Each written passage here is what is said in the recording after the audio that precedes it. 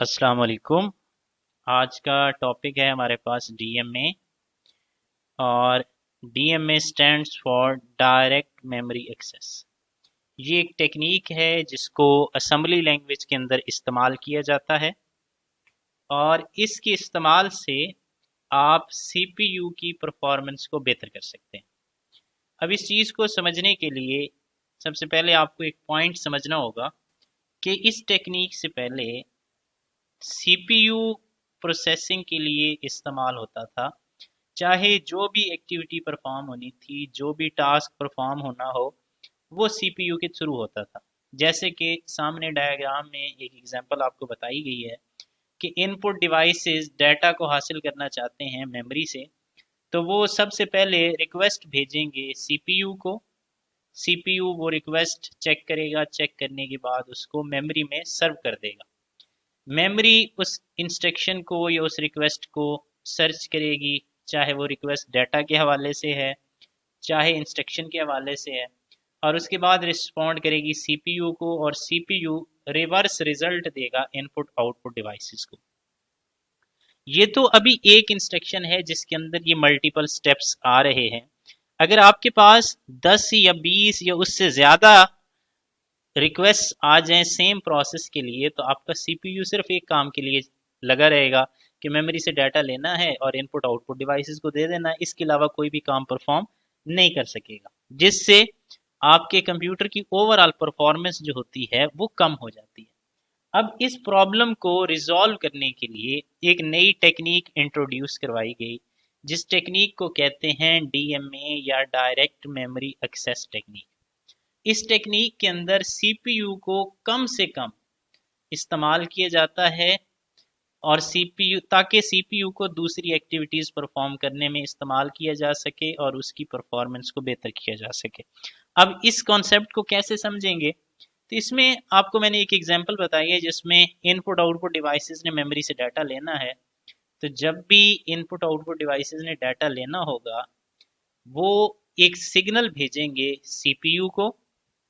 जैसे ही वो signal CPU को डिलीवर होगा, तो सीपीयू अपना तमाम तर कंट्रोल और वो सिग्नल जो है वो डीएमए को फॉरवर्ड कर देगा,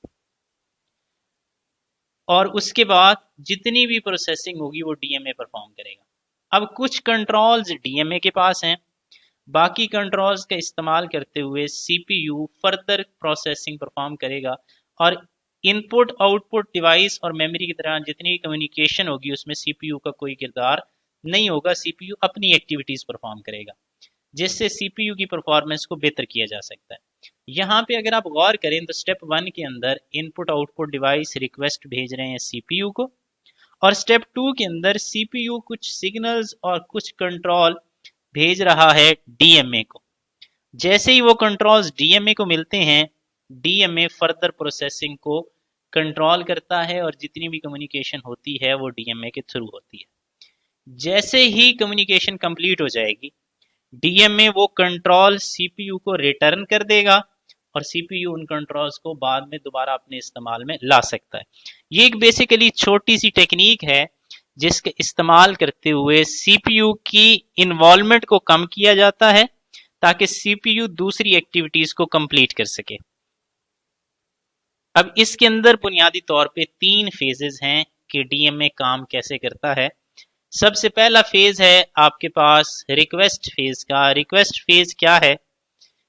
ये फेज है जिसमें इनपुट आउटपुट डिवाइसेस सीपीयू से रिक्वेस्ट कर रही हैं और सीपीयू अपने सिग्नल और कंट्रोल डीएमए को शिफ्ट कर रहा है। That phase is basically known as request phase.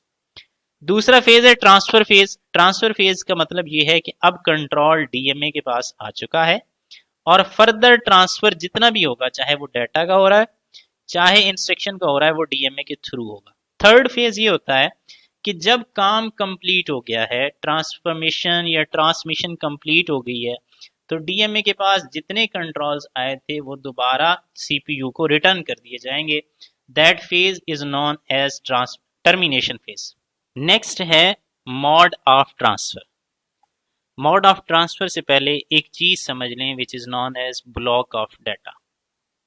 Block of data का मतलब ये होता है कि ऐसा पोर्शन डाटा का जिसके अंदर मल्टीपल पैकेट्स आपके पास मौजूद हैं और उन पैकेट्स को इकट्ठा आप जब ट्रांसफ़र करते हैं तो वो एक ब्लॉक कहलाता है। अब यहाँ पे इस डायग्राम के अंदर आपके पास 4 ब्लॉक्स आपको नज़र आ रहे हैं, जिसमें एक का नाम बी है, फिर बी ए है, बी है, फिर सी है, फिर D and so on. Her block का साइज 128 MB है, यानी कि इसके अंदर डिफरेंट पैकेट्स हैं जिनको कंबाइन करके ओवरऑल साइज बताया गया। अगर एक वक्त में तमाम ब्लॉक्स एक ही दफ़ा ट्रांसफ़र हो जाएं तो ऐसा मोड ऑफ ट्रांसफ़र आपके पास कहलाता है बस्ट ट्रांसफ़र या बस्ट मोड। दूसरा है साइकिल स्टीलिंग। जैसे मैंने आपको बताया कि हर ब्लॉक के अंदर पैकेट्स हैं और पैकेट्स के अंदर जो डाटा स्टोर होता है वो 1 और 0 की फॉर्म में होता है। अगर एक वक्त में एक बिट ऑफ डाटा ट्रांसफर हो रही है तो that mode is known as cycle stealing mode. Last है ब्लॉक ट्रांसफर। ऐसा ट्रांसफर जिसमें एक वक्त में सिर्फ एक ब्लॉक ट्रांसफर हो। बस्ट मोड में एक वक्त में मल्टीपल ब्लॉक ट्रांसफर होते हैं और ब्लॉक ट्रांसफर में एक वक्त में सिर्फ एक ब्लॉक ट्रांसफर होता है, तो that mode is known as block transfer mode. Next है कंपोनेंट इन्वॉल्व इन डीएमए। तो वो चूंकि 5 कंपोनेंट हैं, जिसमें सबसे पहला सीपीयू है जिसने सिग्नल ट्रांसफर करना है, उसके बाद डीएमए कंट्रोलर जिसने ओवरऑल तमाम ट्रांसमिशन को कंट्रोल करना है। नेक्स्ट इनपुट आउटपुट डिवाइसेस हैं जिन्होंने डाटा हासिल करना है या डाटा को सेव करवाना है मेमोरी के अंदर। नेक्स्ट मेन मेमोरी है जहां से डाटा लिया जाएगा या जहां पे डाटा स्टोर करवाया जाएगा। And the last one is बस सिस्टम। बस सिस्टम मैंने क्लास में भी आपको बताया था कि ये बुनियादी तौर पे पाथ्स होते हैं जिनका इस्तेमाल करके डाटा को ट्रांसफ़र किया जाता है। अब ये पाथ्स 3 तरह के हैं, जिसमें एक आपके पास एड्रेस पाथ है या एड्रेस बस है, दूसरा डाटा बस है and third one is known as control bus. Next सबसे इम्पॉर्टेंट जो डायग्राम है जिसको समझना सबसे ज़्यादा ज़रूरी है वो आपके पास ये है, क्योंकि ये आपके ओवरऑल लेक्चर की समरी है। तो इसमें हमने स्टेप्स भी मेंशन किए हैं कि कौन सा स्टेप कब हो रहा है और किस तरतीब से वर्किंग हो रही है। इसमें ओवरऑल जो कम्युनिकेशन है वो इनपुट आउटपुट डिवाइस और मेमोरी के दरमियान होनी है। तो फर्स्ट टाइम जब डाटा को मेमोरी से हासिल करना है इनपुट आउटपुट डिवाइसेस ने, तो उन्होंने सबसे पहले एक सिग्नल भेजना है सीपीयू को। सीपीयू सिग्नल को चेक करेगा, चेक करने के बाद वो सिग्नल और कुछ कंट्रोल डीएमए कंट्रोलर को फॉरवर्ड कर दिए जाएंगे। डीएमए कंट्रोलर के अंदर वैसे तो काफ़ी सारे पॉइंट्स होते हैं, लेकिन यहाँ पे समझने के लिए हमारे पास टोटल 6 पॉइंट्स हैं, जिसमें सबसे पहला पॉइंट है काउंटर का। काउंटर ये बताता है कि टोटल कितनी रिक्वेस्ट आई हैं। उसके बाद दूसरी चीज़ है बफर, जिसके अंदर डाटा रिट्रीव होके सेव किया जाएगा। तीसरी चीज़ है रीड एंड राइट। ये 2 सिग्नल्स हैं जिनको आप कंट्रोल सिग्नल्स भी कह सकते हैं। रीड का ऑपरेशन डाटा को रीड करने के लिए, राइट का ऑपरेशन डाटा को राइट करने के लिए। एड्रेस, ये एड्रेस आपके डाटा का भी हो सकता है, ये एड्रेस आपकी इंस्ट्रक्शन का भी हो सकता है। And the last one is data, जो रिट्रीव होके आएगा रैम से, और रैम से रिट्रीव होने के बाद डीएमए के बफर के अंदर स्टोर हो जाएगा। अब मिसाल के तौर पे इनपुट आउटपुट डिवाइसेस से 3 रिक्वेस्ट आई हैं, तो सीपीयू उन रिक्वेस्ट को देखेगा, उन रिक्वेस्ट को फॉरवर्ड कर देगा डीएमए के पास।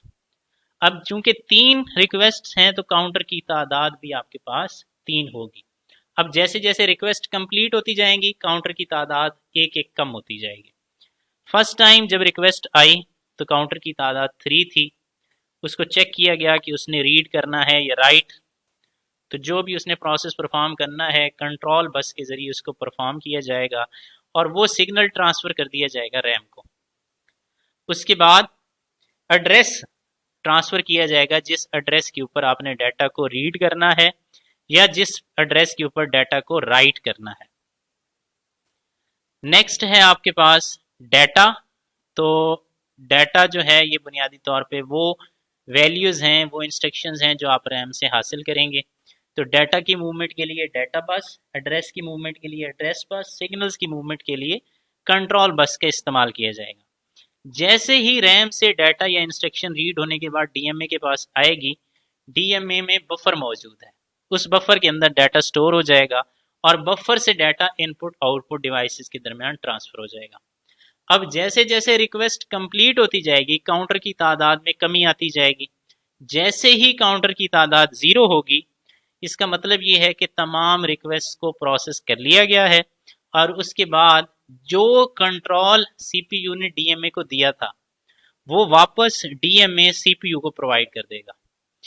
तो इस तरीके से आपकी जो रिक्वेस्ट हैं या डाटा की जो ट्रांसमिशन है वो कंप्लीट होती है।